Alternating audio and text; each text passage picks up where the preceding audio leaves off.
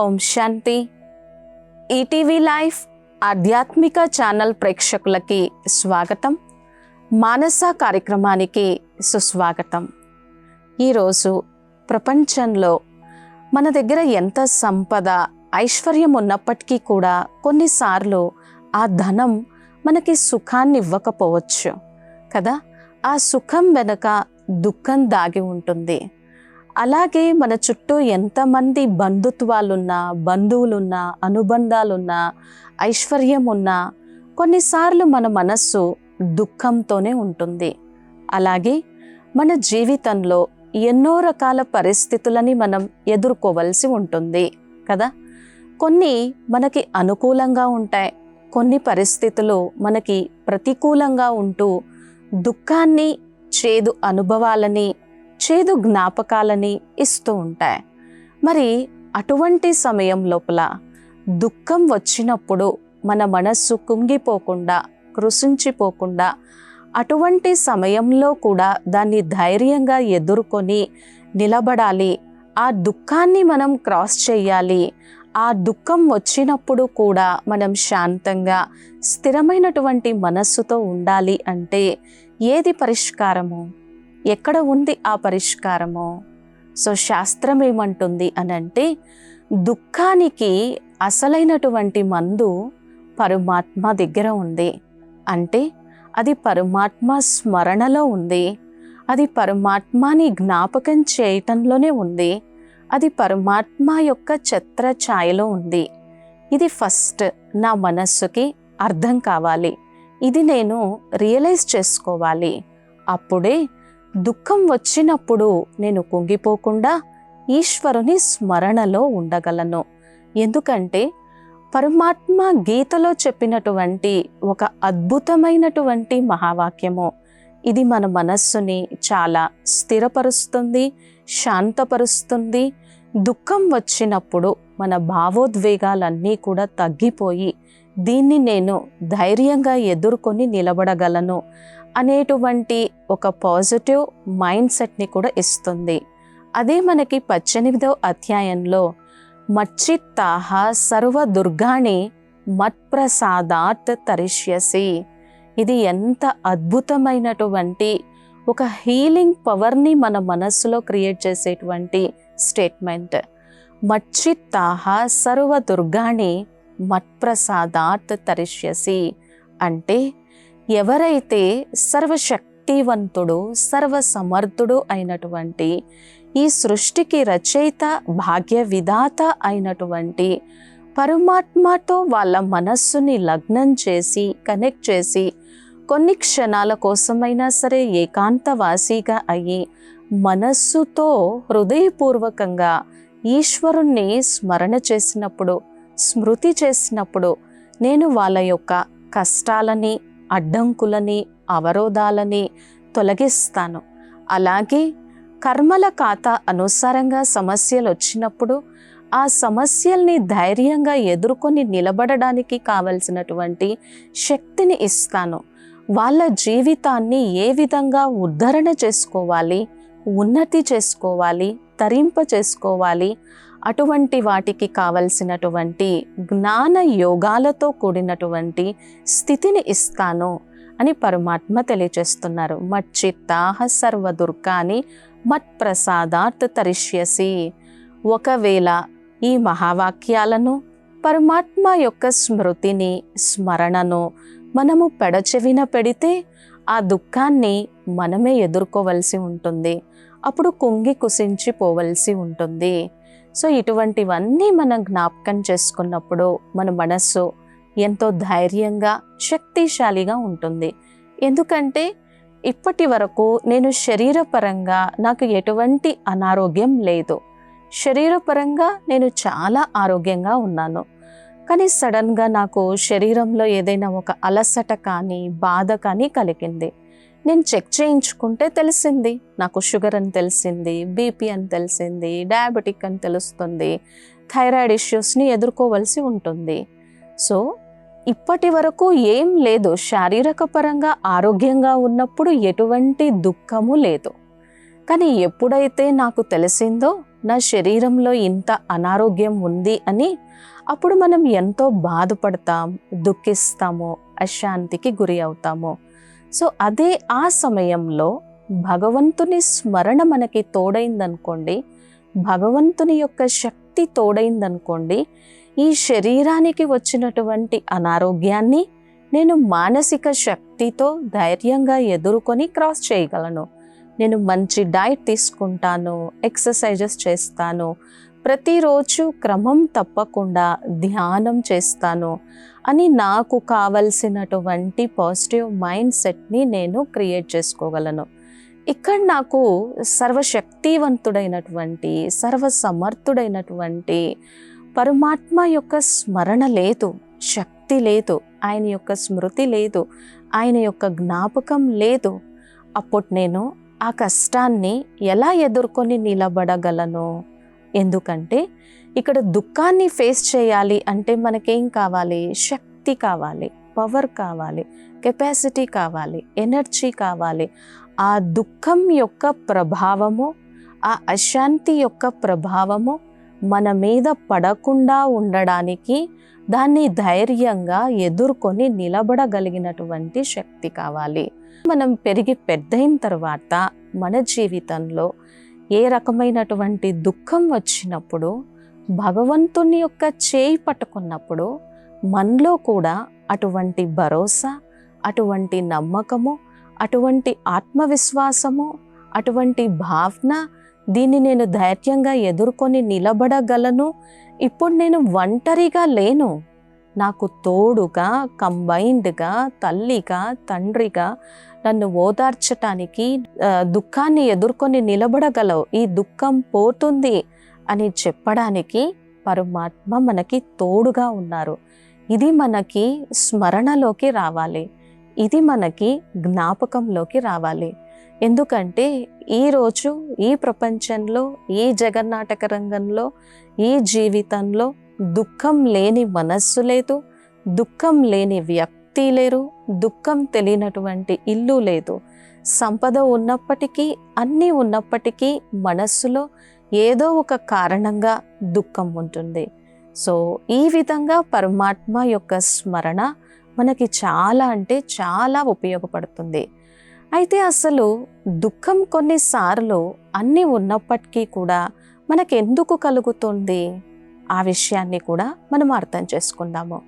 So దుఃఖము మన యొక్క స్వభావ సంస్కారాల వలనయే, మన యొక్క నేచర్ వల్లనే కలుగుతుంది అన్న విషయము ఈ జ్ఞాన యోగాల ద్వారా మాత్రమే అర్థమవుతుంది. ఇక్కడ దుఃఖాన్ని ఎవరు కొని తెచ్చిపెట్టుకుంటున్నారు? మనలో ఉన్నటువంటి మన స్వభావము, మన సంస్కారమే. ఈ రియలైజేషన్ మనకి జ్ఞానయోగాల ద్వారా మాత్రమే కలుగుతుంది. నేను ఎవరు అన్న విషయం తెలుసుకోవడం వలన మాత్రమే కలుగుతుంది. సో అలాగే కొంతమందికి చిన్న చిన్న విషయాలకే వాళ్ళ మానసిక స్థితి అప్ అండ్ డౌన్ అవుతూ ఉంటుంది, మూడ్ ఆఫ్ అవుతూ ఉంటారు, అప్సెట్ అవుతూ ఉంటారు, వ్యాకులత చెందుతూ ఉంటారు. కారణం ఏంటి? రూట్ కాజ్ ఏంటి? మనలో ఉన్నటువంటి స్వభావమే, సంస్కారమే. సో ఇప్పుడు నాకు అర్థమైంది, కొన్ని నా స్వభావ సంస్కారాల వలన కూడా ఈ దుఃఖం కలుగుతుంది అని.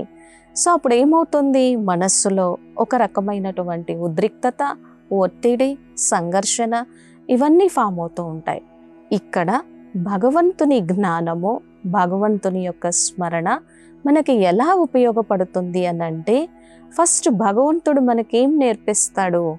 చిన్న చిన్న విషయాలకే బాధపడాల్సినటువంటి అవసరం లేదు.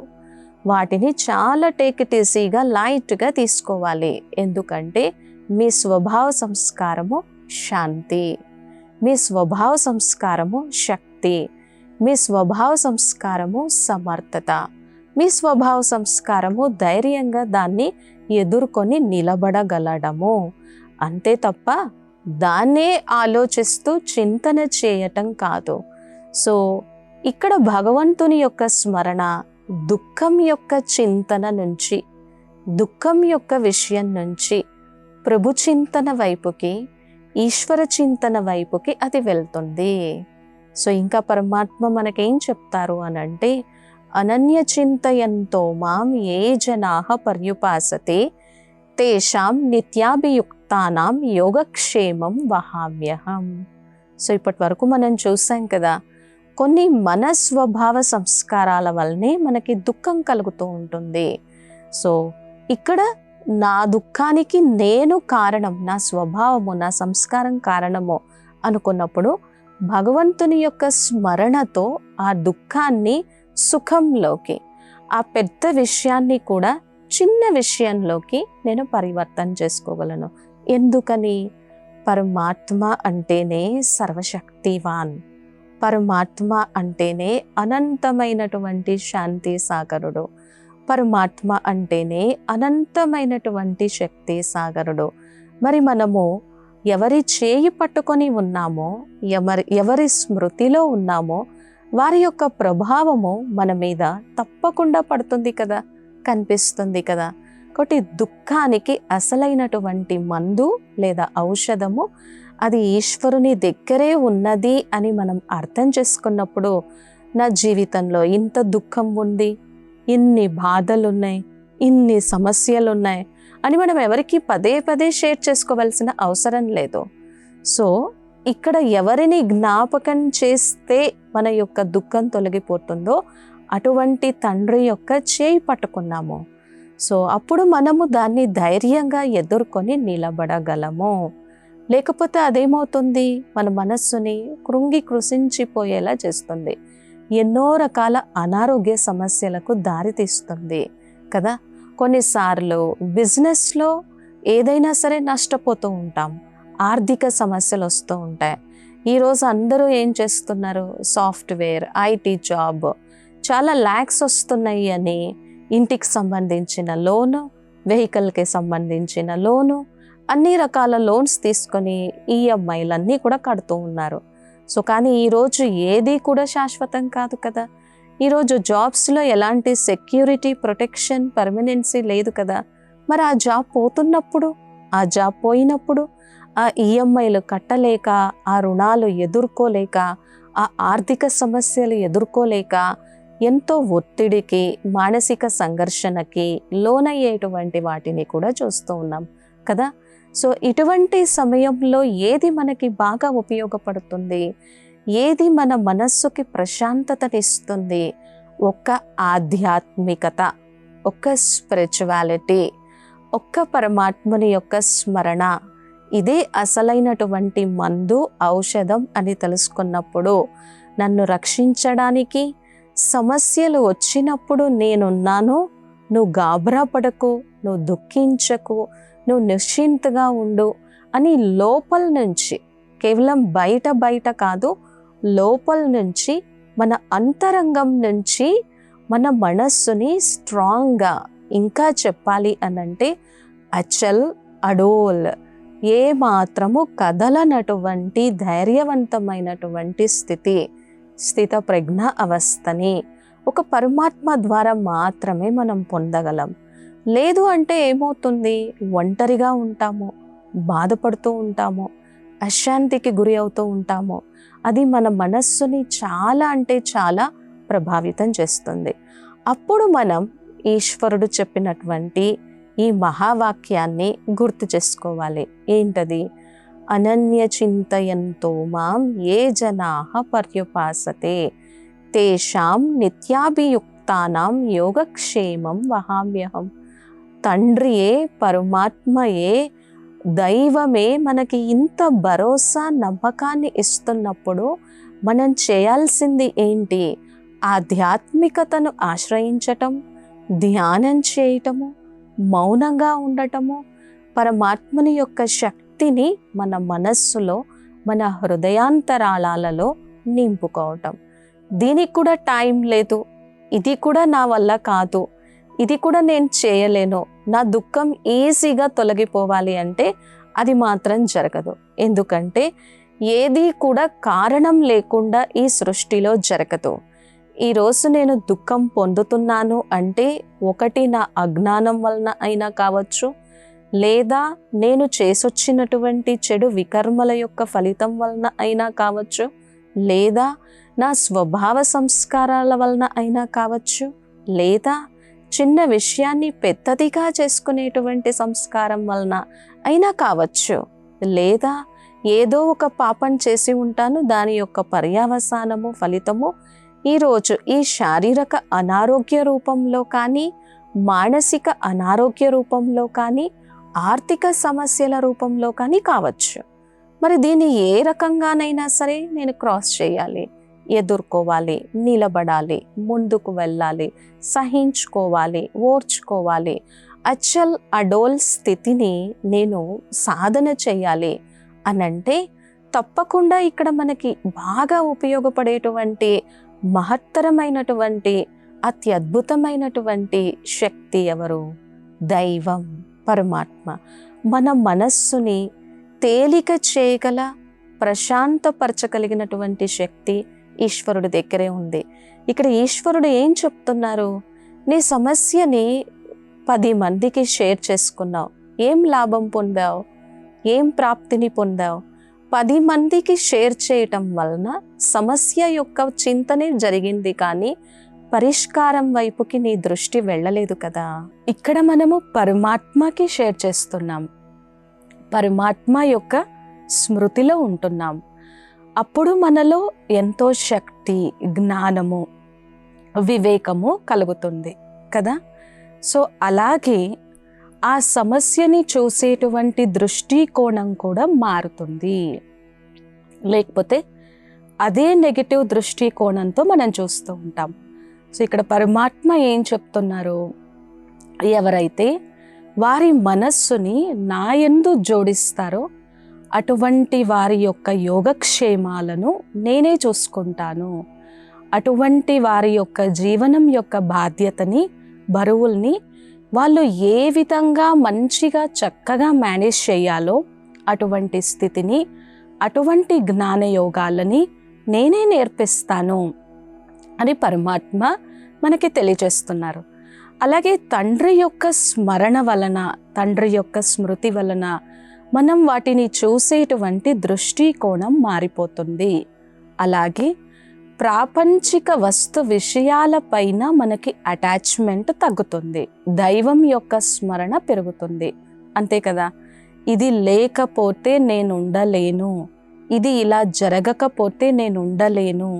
సో ఇటువంటి ఫీలింగ్స్, ఇటువంటి థాట్స్ మన యొక్క దుఃఖాన్ని చాలా పెంచుతూ ఉంటాయి.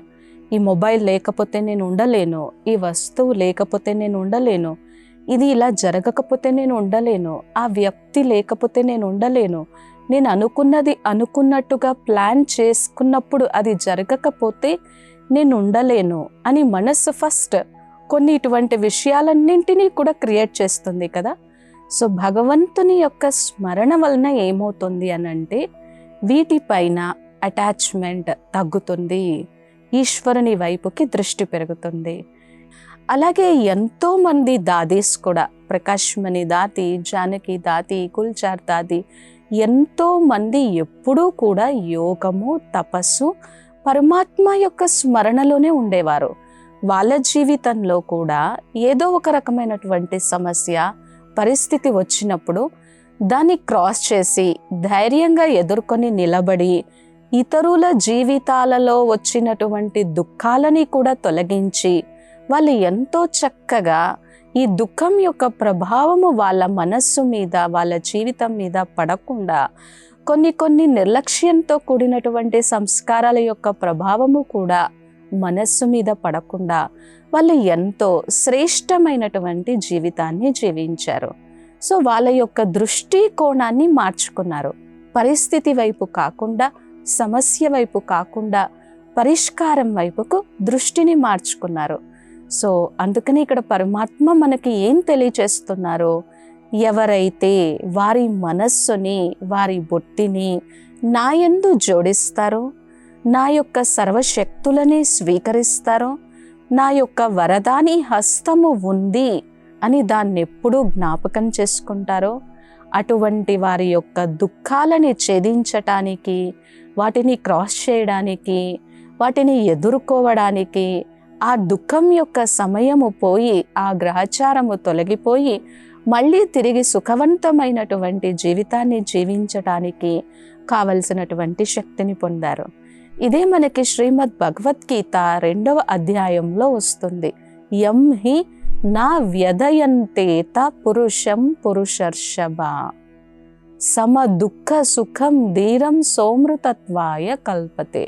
ఇది ఎంతో చక్కటి మహావాక్యము. యం హి నా వ్యధయంతేత పురుషం పురుషర్షభ. ఓ పురుషోత్తమ, ఓ అర్జున, ఎప్పుడూ కూడా నీ శక్తిని, నీ స్థితిని తక్కువ అంచనా వేయకు. నేను నిన్ను ఈ సృష్టిపైకి పంపించినప్పుడు అన్ని శక్తుల్ని ఇచ్చి ఎంతో సమర్థవంతంగా జీవితంలో వచ్చేటువంటి పరిస్థితిని, దుఃఖాన్ని హ్యాండిల్ చేయడానికి, ఎదుర్కోవడానికి, మేనేజ్ చేయడానికి, నీ మనస్సుని ప్రశాంతపరచుకోవడానికి కావలసినటువంటి అన్ని పవర్స్ని ఇచ్చి పంపించాను. కానీ ఎప్పుడైతే దుఃఖం కలిగినప్పుడు మనలో ఎంత శక్తి ఉంది, ఎంత సమర్థత ఉంది, దాన్ని మనం మర్చిపోతాము. ఆ విస్మృతి కలుగుతుంది. అందుకనే ఇక్కడ పరమాత్మ ఏం చెప్తున్నారు? యం హి నా వ్యధయంతేత పురుషం పురుషర్షభ. ఒక్కసారి నన్ను జ్ఞాపకం చేసుకుంటే నీకు ఆ శక్తులన్నీ కూడా స్మృతిలోకి వస్తాయి.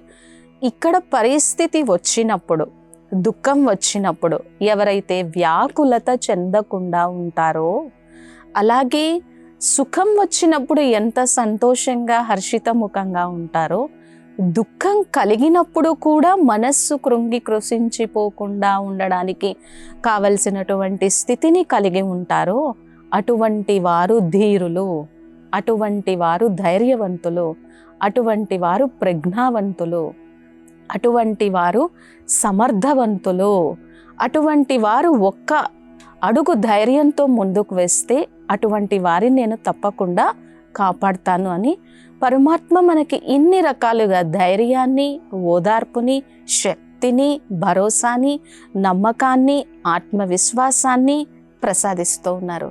సో ఇక్కడ శారీరకంగా ఎటువంటి అనారోగ్యం ఉన్నా, మానసికంగా ఎటువంటి పరిస్థితులను ఎదుర్కోవలసి వచ్చినా, ఆర్థిక సమస్యలు వచ్చినా, కుటుంబ లావాదేవీలలో ఎటువంటి పరిస్థితులు ఉన్నా, పరమాత్మ యొక్క స్మరణ, పరమాత్మ యొక్క స్మృతి, పరమాత్మ యొక్క వరదాని హస్తము, ఈ ఆధ్యాత్మిక శక్తి నన్ను సమర్థవంతంగా చేసి, ధైర్యంగా చేసి, వాటిని ఎదుర్కొని నిలబడడానికి కావలసినటువంటి స్థితిని ప్రసాదిస్తుంది అని మనకు ఎప్పుడైతే అర్థం చేసుకుంటామో, దుఃఖం వచ్చినప్పుడు కృంగిపోకుండా, ఒత్తిడికి, సంఘర్షణకి గురి కాకుండా ధ్యానానికి, ఏకాంతానికి, మౌనానికి సమయాన్ని ఇచ్చి మన పరిస్థితులని మనమే ఎదుర్కొని, మనల్ని మనం రక్షించుకొని, ఇతరులకే సహాయం చేయడానికి కావలసినటువంటి ప్రిపేర్నెస్తో కూడా ముందుకు ఉండగలం.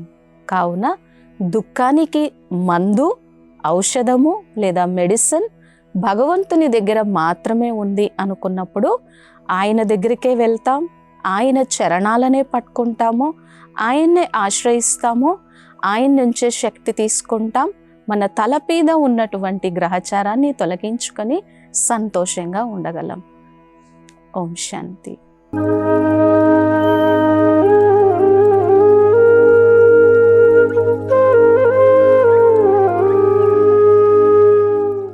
ఈ కార్యక్రమాన్ని తిరిగి చూడాలనుకుంటే www.youtube.com/@ETV Life Spiritual లో చూడవచ్చు.